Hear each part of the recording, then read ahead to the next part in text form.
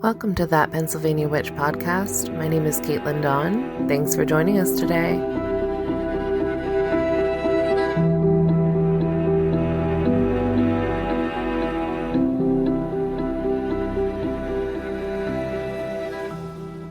Hello, thanks for tuning in to That Pennsylvania Witch. This is my very first episode, which is kind of rad. It's also my first podcast, which is a little nerve-wracking, honestly. That Pennsylvania Witch is a conversational pagan podcast about life, the universe, and everything. My name is Katelyn Dawn. I'm a witch druid hybrid, and I live on a mountain ridge here in central Pennsylvania. I've got about 20 years of pagan and occult study and experience under my belt, as well as various titles and certifications. I'm neurospicy, goofy, weird, and occasionally insightful. I started this podcast journey to nerd out with like-minded folks and to give the brilliant pagans I know a place to share their stories. For the last few years, my online study group has been meeting online during the winter months for a book club, and our conversations have been incredible, thought-provoking, and hilarious. I hope to continue that in this space and to explore our inner landscapes together in a safe, inclusive, and empowering way. It's September here in the Northern Hemisphere, and we're enjoying the last few days of summer. It's been chilly at night, especially in the woods where I live. This time of year, I love to go for long walks, and I usually find a good spot somewhere to kick back, relax, and meditate. I've been meditating in the woods for most of my life, and I can always tell when I'm overdue. I think that there are some people who call this forest bathing, which I am all about. Today, after a short walk, I found a diabase boulder in the woods to perch on. As I sat and listened to the birdsong and the rustling leaves, I remembered my favorite childhood meditation spot, which is part of my pagan origin story. I grew up on a mountain not too far from here, and about a quarter of a mile behind my house, there was a limestone rock formation overlooking the valley. It was beautiful there.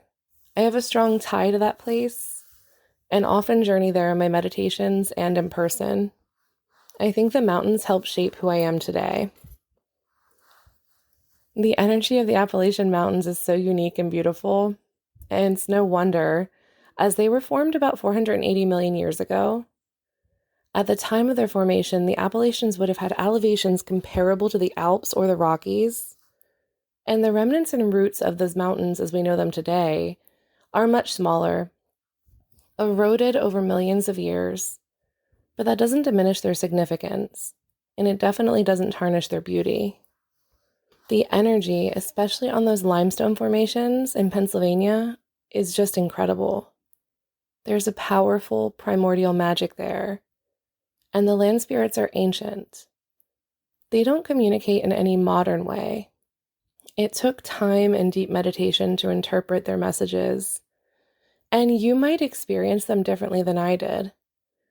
But I absolutely encourage you to visit the mountains in Pennsylvania to experience it for yourself. I was in the woods a lot as a kid. My friends and I would just march off into the forest to explore. I would usually have my pocket knife with me, which, by the way, wasn't very cool or edgy. It was a My Little Pony pocket knife. I don't think they make those anymore, but I would totally buy one if they did. Anyway, I am super grateful to have grown up in the 80s and 90s. Like most elder millennials, I was largely unsupervised for most of my childhood, so I got to experience and explore in a way that some kids don't have the opportunity to today. Because of this, I was able to forge my own connection to nature and the mountains without interruption or any sort of modified perspective. I remember sitting on the rocks and just connecting. Of course, I also remember making rope swings, bike ramps, and years later, watching the movie The Craft, and then convincing my friends to make offerings in the woods, drink grape juice out of a tarnished old chalice. That probably was not food safe. If you're listening and you were one of the kids that explored the woods with me, I'm hoping this podcast can help reassure you that I'm somehow exponentially weirder now, 30 some years later. I have so many stories and memories of traipsing around in the woods, feeling at peace, feeling at home. The forest is my church. And I know that I'm not unique in this. At almost every workshop I teach or any event I host, the origin stories we share with each other about how we came to an animistic or earth-centered belief system, they're usually the same. Exploring nature at a young age, walking in the woods, listening to the language of the trees. Some people, in addition to the nature veneration, describe a feeling as if something was missing, some big secret that we feel compelled to discover or remember. And others describe beautiful visions or experiences with deity. Some of us speak of having visions or dreams, being drawn to herbal lore, folk magic, and witches are everywhere now, it seems, or at least people who practice or identify as pagan. There seem to be a lot of practicing pagans here in PA, and I believe I was meant to grow roots here in the Keystone State. And while Pennsylvania might not be as well known for witch activity as other states, Pennsylvania has a long history of witch and pagan-adjacent badassery. If you're hearing anything in the background, that is my dog Sprocket. He will never leave me alone, so you'll probably hear the jingling of his collar quite a bit throughout this podcast. I will tell him you say hi. During the 17th century, promises of religious freedom attracted Germanic folks, among others, to Penn's Woods. And they were free to practice their beliefs here. They were free to practice folk magic, witchcraft, until puritanical laws got in the way. Now, of course, the land was already occupied when they got here. William Penn sought peaceful interactions with the Lenape and other indigenous people here in Pennsylvania, but his goal was to steal their land and ultimately profit from it. I will always acknowledge that we are indeed occupying land that was stolen or obtained in an unjust way. That said, there are records of some peaceful interactions, trade, and stories of sharing knowledge between the common Germanic folks and other settlers and the indigenous people who lived here before they were hurt, killed, or displaced. I hope these interactions weren't romanticized, because there are some interesting parallels between the animistic and folk magic practices of pagans and indigenous cultures. And a lot of my teachers have stressed that they did learn from one another.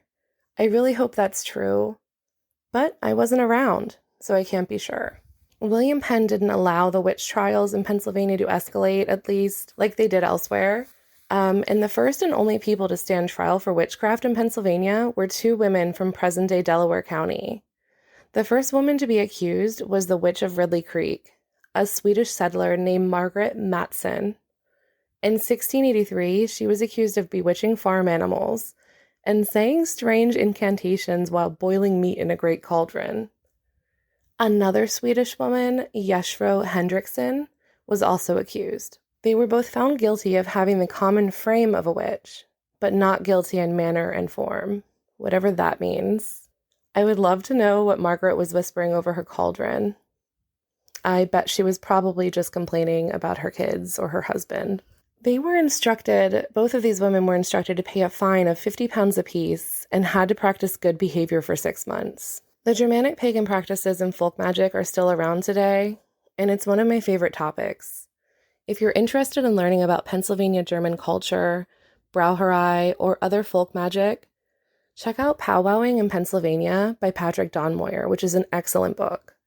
Or if you can snag a copy of the book Hexcraft by Silva Ravenwolf, I fully recommend that one too. The book Witches of Pennsylvania, Occult History and Lore also examines the occult practices of the Pennsylvania Germans, and these are all great reads. I am a beginner-level practitioner of this type of folk magic, and I'm so grateful to have many incredible teachers and mentors.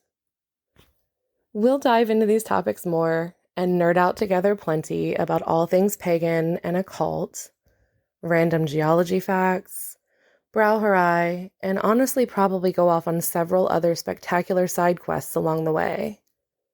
I have some excellent guests lined up, and I'm excited to introduce you to them. They are my friends, elders, coven mates, grove mates, and are all genuinely awesome people. Thank you for tuning in to That Pennsylvania Witch podcast. I would love to hear your feedback, comments, suggestions, or questions. If you'd like to share your pagan origin story, or if you have an occult-themed Pennsylvania story to share, please reach out. The next episode will be on or around the autumn equinox, and I'm psyched to introduce you to our first guest. Until next time.